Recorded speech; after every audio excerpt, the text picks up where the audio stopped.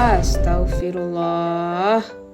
Jumlah kasus pemerkosaan di Provinsi Lampung rupaji paling lelimboinam dari total 28 provinsi yang di Indonesia. Si panjangton uliket gecatat 60 kasus pemerkosaan di Provinsi Lampung. Gimana tanggapan warga? Jom kita simak wawancara jerakan. Kasus pemerkosaan di Lampung terbanyak nomor 6 di Indonesia. Bagaimana perasaan Anda? Mengapa? Saya sangat miris dan prihatin sekali ya Mbak, karena kan di Indonesia ini mayoritas warga negaranya yaitu beragama Islam, yang mereka tahu bahwa yang namanya pemerkosaan itu sangat diharamkan dalam Islam. Yang pertama itu kecewa ya, karena masih banyak pemikiran oknum-oknum yang kurang positif. Yang kedua sedih, karena banyak korban itu yang rusak karena hal itu.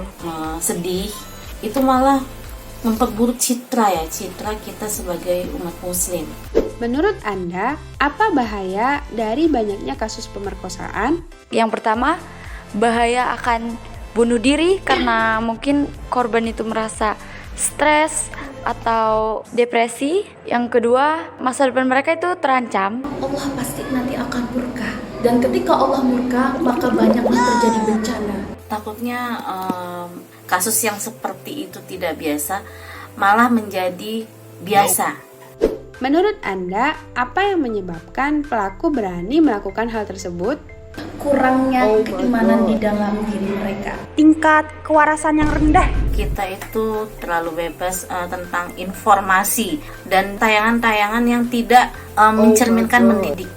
Menurut Anda, apakah upaya dari seseorang untuk melindungi diri sendiri dari tindak pemerkosaan cukup untuk mencegah terjadinya kasus pemerkosaan? Sepertinya tidak cukup ya, karena butuh juga pengawasan dari kedua orang tuanya atau orang-orang di sekelilingnya. Pencegahan itu mungkin dari diri sendiri gitu. Cuman walaupun kita udah bener nih, tapi ada aja orang yang mikir mikir menyeleneng gitu loh Kak. Kalau kita sendiri yang kayak gitu mungkin juga kurang. Mungkin ancaman-ancaman pidana yang keluar itu harusnya lebih keras supaya pelaku itu berpikir lebih matang untuk tidak melakukan hal-hal tersebut. Apa yang harus kita lakukan untuk mencegah kasus pemerkosaan? Yang pertama, memperkuat keimanan dan ketakwaan kita kepada Allah Subhanahu wa taala. Yang kedua, kita harus menjaga diri kita seperti menutup aurat. Hindarin hal-hal yang mungkin akan bikin kita terjerat ke sana gitu. Juga dari sikap kita, bagaimana cara kita berbicara dengan lawan jenis. Apakah butuh peran pemerintah untuk menyelesaikan permasalahan ini? Apa yang harus dilakukan oleh pemerintah? Butuh banget pastinya melanjutkan hukuman terhadap pelaku tersebut. Pemerintah harus memberikan efek jerah kepada tersangka. Tentunya sangat butuh hukuman yang setimpal itu. Jangan ada negosiasi dari pemerintah untuk membebaskan mereka sebelum mereka merasakan apa yang dirasakan oleh korban. Cukup berat tad miris. Nyo raya tad masalah dan payah tad peseluso singra. Gimana Islam peseluso masalahnya? Ja, tak simak sudah Ustazah kan? Like, komen, dan share. Bele.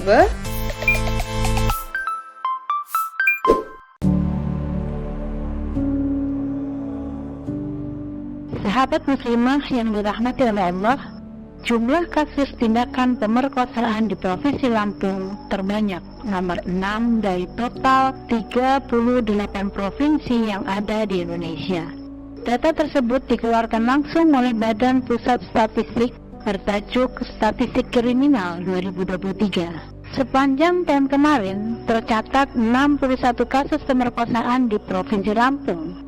Sungguh sangat memprihatinkan. Padahal Undang-Undang TPKS sudah disahkan dan berbagai kampanye anti kekerasan seksual juga sudah lantang disuarakan. Namun hal itu tidak memberikan efek jera bagi para pelaku. Kasus ini sungguh tragis sekaligus menunjukkan darurat kekerasan seksual yang sungguh sangat parah di Indonesia. Akibat tindakan yang sangat keji tersebut akan meninggalkan trauma yang mendalam bagi korban, di samping dapat menghancurkan masa depan mereka.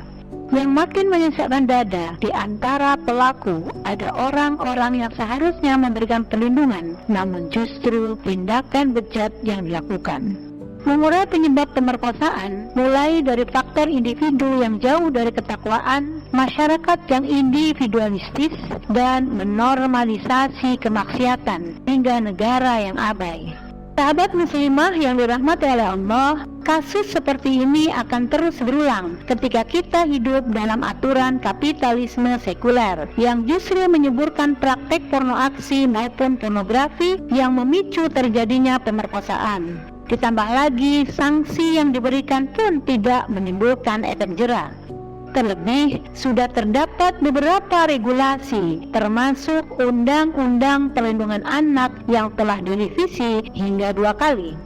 Nyatanya, regulasi tidak bergigi melawan kekerasan seksual terhadap anak.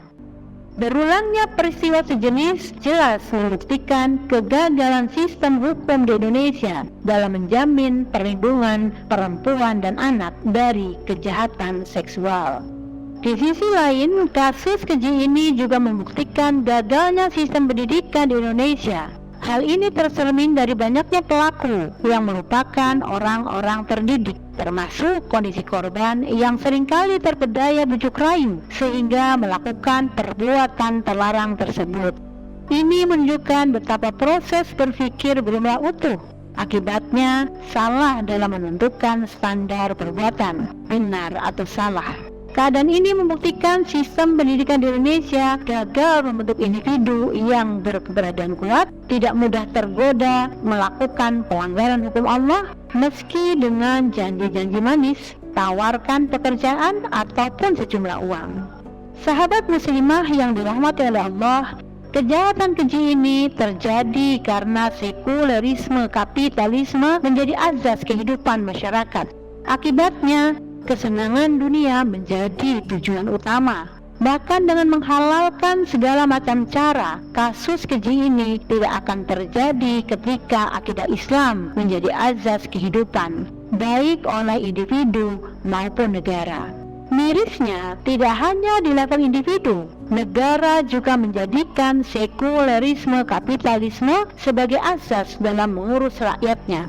Sahabat muslimah yang dimuliakan oleh Allah, solusi Islam untuk menghentikan tindakan pemerkosaan ini dengan menegakkan 3 pilar, yaitu dengan memperkokoh ketakwaan individu dan keluarga, mewujudkan masyarakat yang senantiasa melakukan amar ma'ruf nahi munkar di lingkungannya, dan yang ketiga, memaksimalkan peran negara dalam memperkuat akidah umat, menyelenggarakan pendidikan berbasis akidah Islam, menghapus dan melarang tayangan-tayangan pornografi dan porno aksi, menetapkan sistem pergaulan antara laki-laki dan perempuan secara Islami, menetapkan hukum yang tegas bagi para pelaku. Penerapan aturan Islam secara kafah akan mampu mewujudkan masyarakat yang taat pada syariat Allah dengan meninggalkan perilaku maksiat. Keimanan akan mencegahnya untuk memperdaya orang lain. Sistem sanksi dalam Islam memiliki definisi yang jelas dari kekerasan seksual yang akan menetapkan berdasarkan syariat Islam. Definisi berdasarkan hukum syara ini akan memudahkan penetapan jenis pelanggaran dan juga sanksi yang harus diterima. Sanksi untuk kasus takzir memang tidak diterapkan oleh syara. Namun, ketika melalui prinsip sanksi dalam Islam berupa sanksi yang membuat jera pelaku, maka sanksinya pun akan mampu mencegah terjadinya kasus serupa. Wallahu a'lam bishawab. Wassalamualaikum warahmatullahi wabarakatuh.